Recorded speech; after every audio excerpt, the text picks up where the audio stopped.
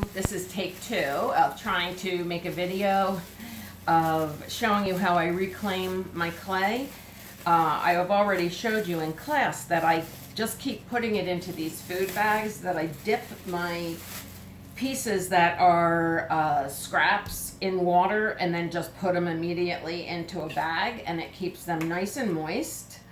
And then when I get about this much, I don't want to reclaim too much at once, I start the process.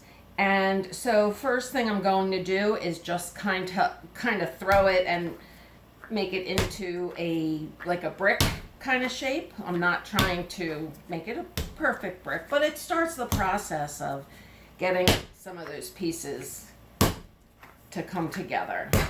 So what we're going to do is called stack and slam wedging. So what I do is I take a toggle for my cutoff wire. I'm working on a marine vinyl mat because the clay won't stick to it, and then afterwards I can take a hose outside and wash all this clay off if I need to.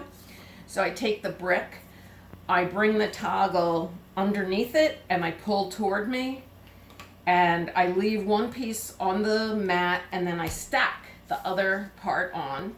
I do a 1/4 turn and then I slam it. I turn it over to the other side and slam it. I'm not keeping my hands on it. I'm throwing it down. I use this method. It's a modified method from what I saw online because the gentleman who does it online pounds it down with his hands, and that would hurt me. So you can see all the different layers of the clay. So far, there's still an air bubble, and this method will get rid of the air bubbles and bring the moisture levels of all the clay that you saved to the same moisture level. So now I cut it, I stack it, I turn it 1/4 of a turn, and then I throw it down,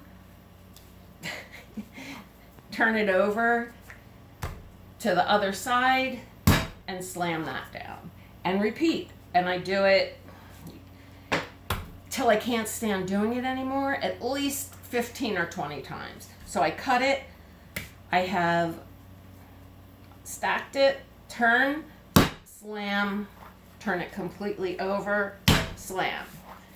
I take my cutoff wire, bring it through, stack it, 1/4 turn. Whoa, that was a good one. Slam, slam. Your family will love this and wonder what the heck you're doing. Stack, slam, slam. And you just keep going. I tell people, do it till you can't stand it anymore. The more you do this, the more homogenized it'll be.